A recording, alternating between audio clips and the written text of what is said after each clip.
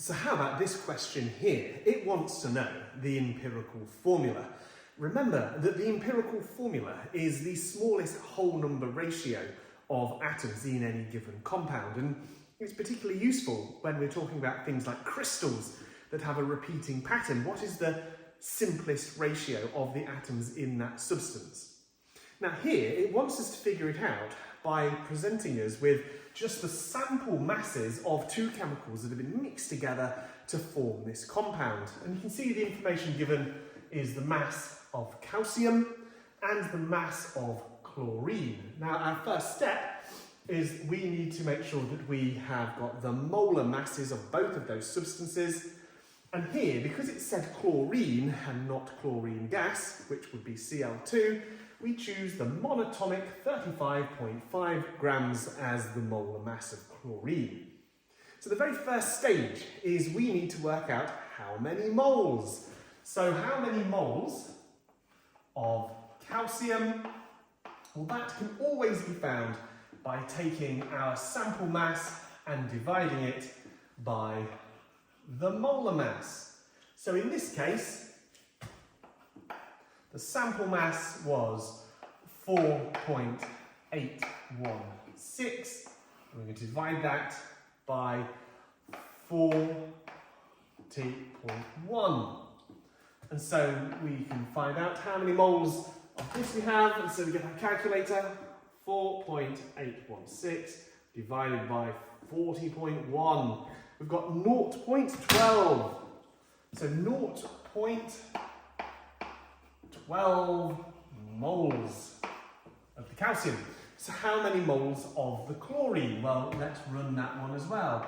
Number of moles of the chlorine is going to be equal to, same formula again, but it's always good practice to show the examiner which formula you're using. In case it goes wrong later, there are sometimes marks to be had. So 8.52 divided by the molar mass of chlorine, 35.5. So I'm going to get my calculator again. 8.52 divided by 35.5 gives me 0.24. Now what we do next really depends. To my eye, I can see there's twice as much of this as there is that, indicating that the ratio is going to be 2 to 1.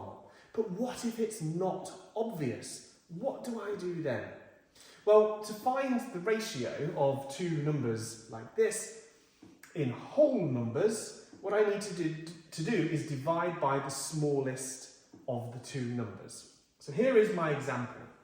If I said that the ratio of calcium to the amount of chlorine was the same as 0.12 to 0.24, how can I get this as a whole number ratio, which is the very definition of empirical formula, is it's the simplest whole number ratio.